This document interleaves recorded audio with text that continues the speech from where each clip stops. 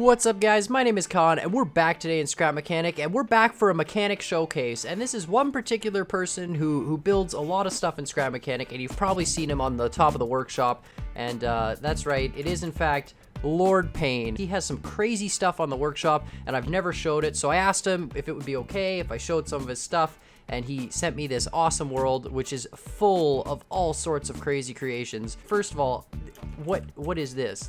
This is like one of those old school town cars. It just looks awesome. And he does everything in vanilla, which is amazing. This thing's legit. This thing's amazing. The spare tire just looks perfect. Like all the little details, and yet he somehow fits all these details into such a small space. Like look, he's even got a perfect interior here with the old school wooden flooring and those back seat rests. Like it's unbelievable the amount of detail you can put in. What is that? What do those sensors do? Are you serious?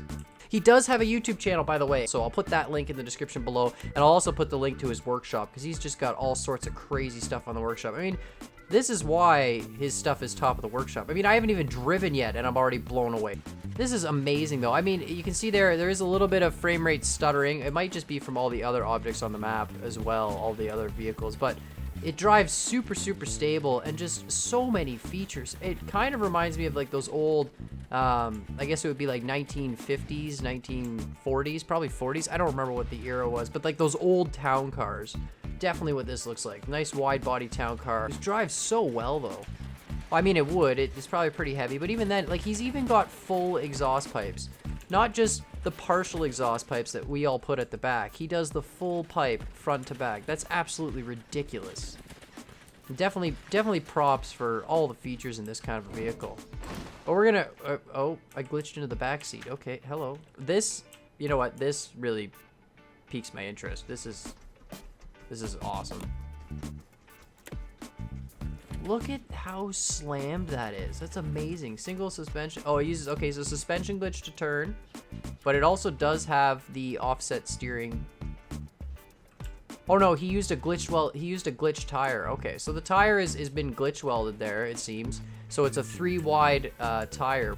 So it does have a suspension glitch there underneath to, come on. Okay, yeah, no, perfect. Oh, crap. Oh.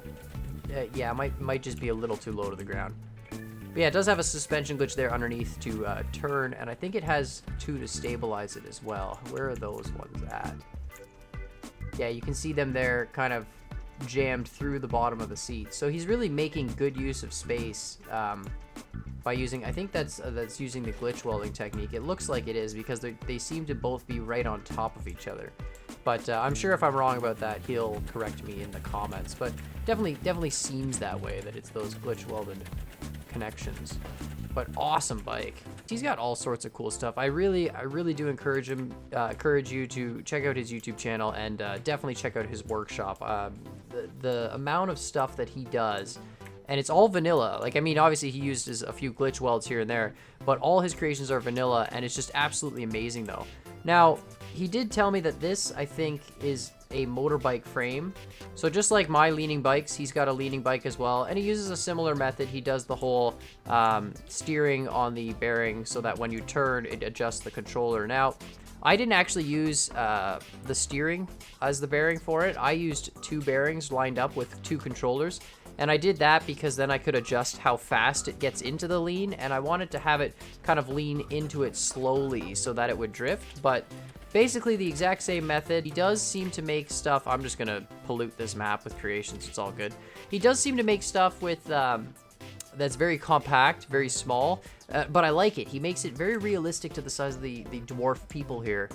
So you can see just another Jeep with, does he have feet in the back? Why would you have feet in the back of your Jeep, man? He does a really good job at not overpowering his vehicles as well. I know a lot of people like to go for full power vehicles. His are actually sort of functional. I mean, if you were playing survival, you'd probably want to have a little Jeep like this to drive around with. And it's just, it's so cleanly done, which is really hard to do in a block building game when you only have, you know, a certain size of block. Now, okay, this is a turtle. There's no seat. Holy free bearings. I think there's just a switch, so I guess we just... Oh, here he goes. Perfect. He actually looks kind of possessed.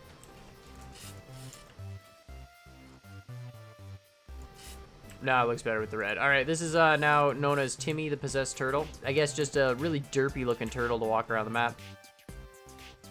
But honestly, like, I love all his vehicles. I love the way they look. This is awesome. A truck with reverse doors. Again, I just love the scale of his creations. I mean, he obviously uses a lot of glitching, like glitch welding, to get those nice corners on the vehicles. And I do try and avoid that. But regardless, still just awesome, awesome vehicles. I mean, just absolutely amazing, the amount of detail he puts. And then you can see there on the top, the twin mugs for the air intake is brilliant. That just looks absolutely great.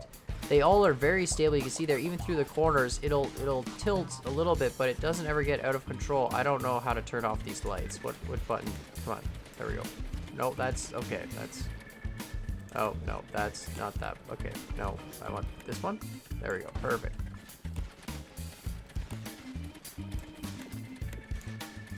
I've seen his stuff on the workshop a lot, and there's a reason his stuff is the top of the workshop, and it's because everything he does just has so much detail, and it has such a, it's fun to drive. I mean, look at this camper. If you haven't seen his stuff on the workshop and you play Scrap Mechanic, download it. You will not regret it. He makes just fun little vehicles to play around with, and I mean everything. Like, he's got a lift here. This is like a tandem for, this is hilarious. I believe this is the one that's top of the workshop. It's like this quad with like a trailer or something like that, but definitely top of the workshop. But did that sign just fell over on its own? Really? It's been leaning this entire video. I never hit it. You guys saw. You can go back through the video and check. I never hit that sign, and it just decided to fall over. It was standing there, no problem, and then it fell.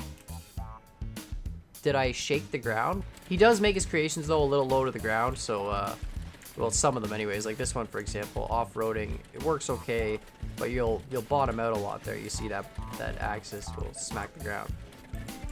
You know, obviously, he's only got 1 or 2 creations on the top of the workshop, but the quality of work is just always there. This is amazing. I should have used this forklift in my warehouse. And okay, he confused me for a bit, but this is brilliant. He uses controllers to control this fork, right? Now, here's the thing. You can hold a button, and it'll stop at every, like, little individual point. And I was like, wait a minute, how do you do that with just controllers? And it's actually brilliant. You just use the controller on loop. It fixes the problem with motors. If you tried to do this with motors, the motors would eventually come out of sync, and then your fork arm would be at such a weird angle. It's really kind of fun when you start to look at other really talented builders' creations, like even Scrapman and Komodo and Moonbow as well, you know, and all sorts of people. And you always look at what they do and you go, you know, that's really cool, and I can change it a little bit, and I can do it a little bit different and still make something awesome about it. And Lord Payne is the exact same way. There's stuff that he does that I just didn't even think about, especially like that controller looping thing. But overall, guys, such a talented builder. I do encourage you, go check it out on the workshop. If you have cool stuff too and you want to send me cool stuff, please send it to my email, or which is in the description below, or just contact me, send me a comment on one of the videos, and I'll definitely check out your stuff. I'm not going to guarantee that I will show everything in a video. Obviously, it depends on what it is. But if you can make, you know, high quality stuff like Lord Payne here, then 100% for sure going to show it in a video. Again, bottoming out this drift car. But anyways, guys, I hope you guys enjoyed this video. If you did like this video, make sure you hit the like button down below. Hit that subscribe button if you haven't already. And as always, I hope you guys enjoyed this video, and I'll see y'all next time.